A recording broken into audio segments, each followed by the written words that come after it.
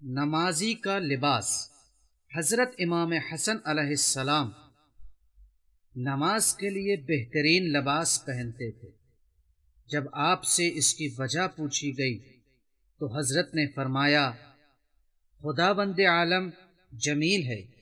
اور وہ جمال کو پسند کرتا ہے، لہٰذا میں اپنے رب کے حضور اپنے آپ کو سجا کر پیش کرتا ہوں۔ مستحب ہے کہ نماز کے لیے ہم اپنا بہترین لباس پہنیں،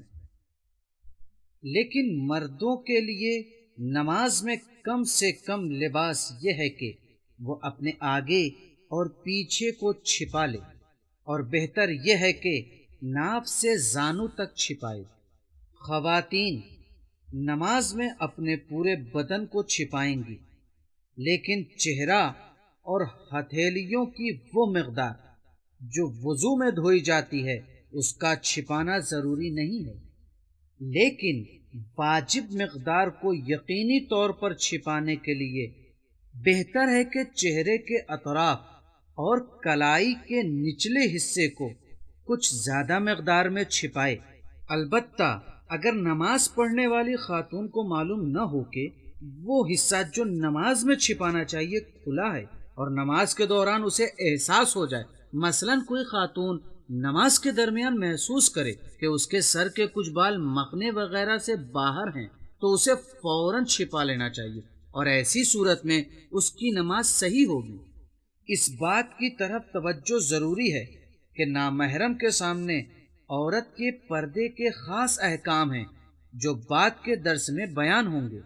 شرائط لباس نماز گزار۔ نمازی کے لباس میں پاک ہونے کے علاوہ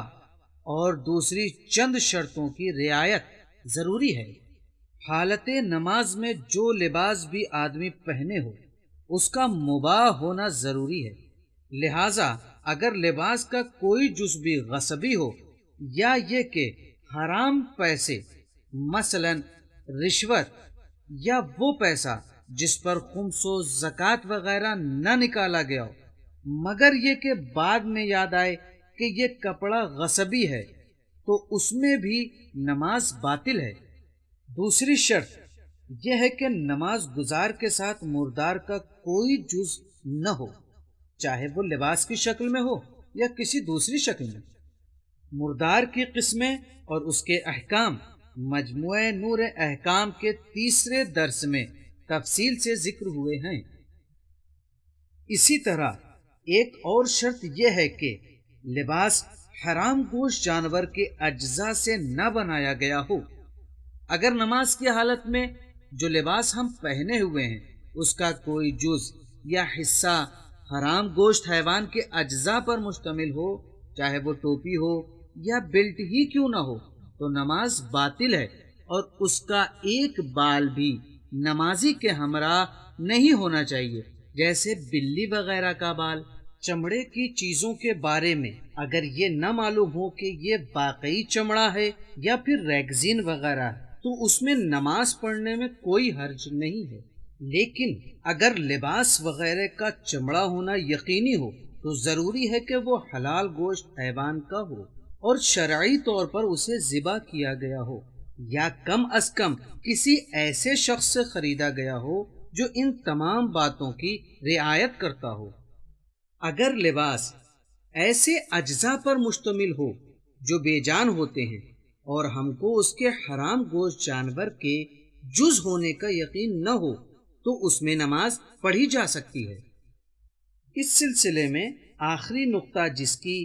نمازی کے لباس میں رعایت ضروری ہے یہ ہے کہ ایسا لباس جو خالص ریشم کا ہو یا اس میں سونا استعمال کیا گیا ہو مردوں کے لیے ہر حال میں حرام ہے اور اس میں نماز باطل ہے۔ اسی طرح مردوں کے لیے سونے کے زیور مثلا زنجیر، انگوٹھی کا استعمال حرام ہے اور اس میں نماز باطل ہے، لیکن پلاٹینیم پہننے میں کوئی حرج نہیں ہے۔ البتہ سونے کا استعمال عورتوں کے لیے چاہے وہ نماز میں ہو یا اس کے علاوہ کوئی اشکال نہیں ہے۔